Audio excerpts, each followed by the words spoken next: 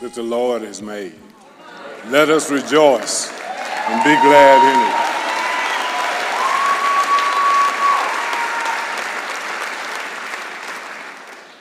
Happy birthday to Jasmine, our daughter. The day is her birthday.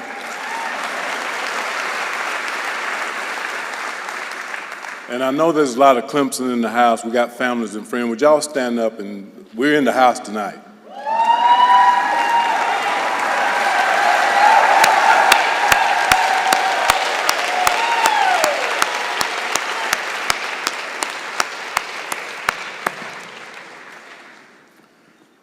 I would like to say good evening to everyone, but most importantly, I want to thank God, who is the ruler over all things.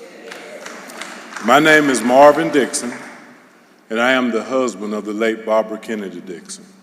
For that reason, and that reason only, is why I'm standing before you. We're here to give Barbara, our angel, her well-deserved flowers during this very special occasion.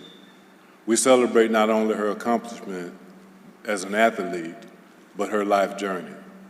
So Barbara, this is your night, and we're going to let your light shine.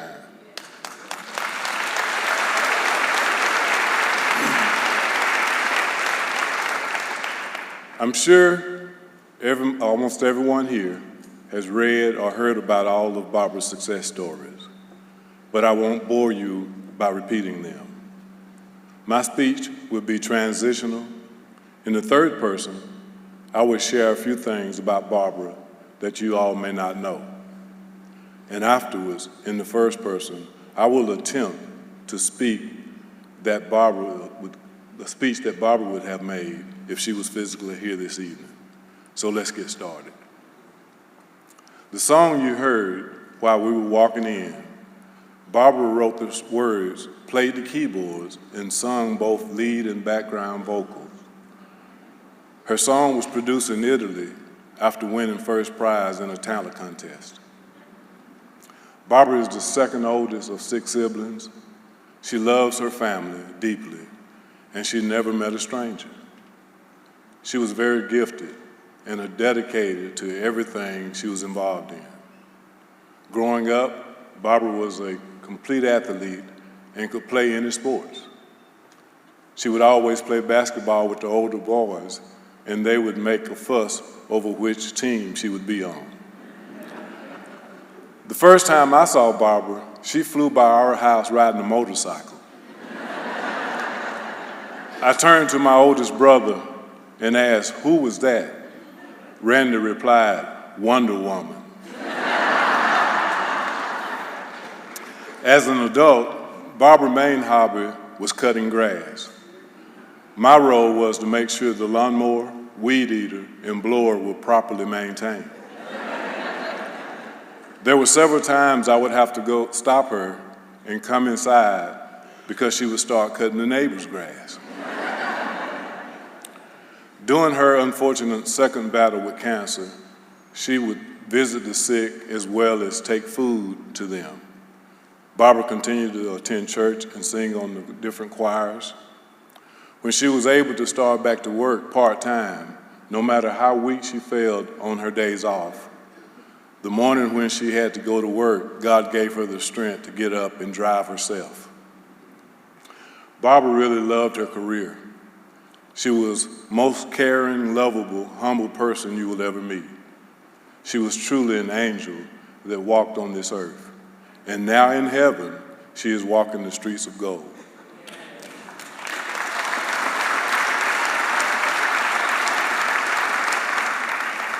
And cutting the grass. Barbara is still changing lives today.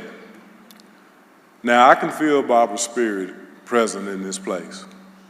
And to truly honor her, we must move past talking about her and start listening to her. If she was here standing right now, looking out into the audience, this is what she would probably say. Now, be aware, our voices might sound the same sometime, okay? What you do in the dark will come to the light.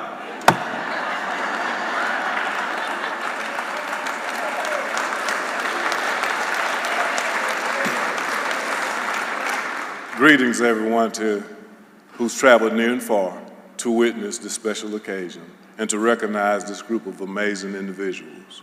A big thank you to the Hall of Fame committee and the entire staff behind the scenes that have made this weekend a success. First, giving thanks to God, who I love dearly. All glory belongs to him. And yes, I love Clemson University. My life has been overwhelmed by so many people, and I am well aware that calling out individuals by name, I may leave a lot of people out. But with respect to the time that I have been given, I will identify a few names of individuals that assisted in establishing the roadmap of my Clemson journey, from a player to an assistant coach, and finally several administrative positions with the athletic department. Coach Annie Tribble recruited me. She reminded me so much of my mother that is the reason I went to Clemson. The initial experience was frightening, leaving home and going to a place I had never heard of. But the real kicker was when I arrived on campus, Coach Tribble explained to me that she had no more basketball scholarships and that I would be offered a volleyball scholarship instead. Now, I have tried to play every sport under the sun, but volleyball was not on the radar where I grew up. So I cried and I cried. The next day, I went to the first volleyball practice, and Coach Tribble came and rescued me, and the rest is history. My time at Clemson led me to a professional career in Italy and only a few seasons with the U.S. team after returning home. I was working in Charleston, South Carolina, when I received a phone call from the new Clemson head coach, Jim Davis. He gave me an opportunity to join him as an assistant coach, which I gladly accepted. Being able to return to the university that I truly love and to also have the chance to make a difference in the lives of young people signed me up. Love you, Coach Davis. After several years of coaching, Marvin and my desires to have a family became stronger. I love my family, my sisters, my brothers, all my nieces, my nephews, and their family. I love you all so much. I removed myself from coaching and started to spread my wings throughout the campus in several positions within the athletic department. I would like to take this time to thank the following individuals, their entire staff, who embraced me, supported me, allowed me to grow into the person I have become. The late Terry Dunn Phillips, Jim Barker, Almeda Jacks, the IPTE Board of Directors, all of my teammates. Without them, I wouldn't be here.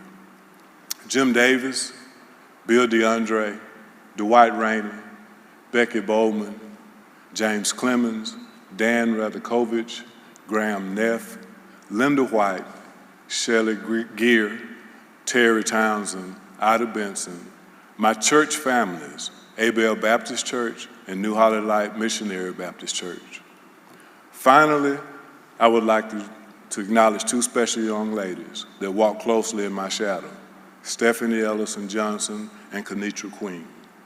In closing, to my entire Clemson family and friends, I love you all, and go Tigers!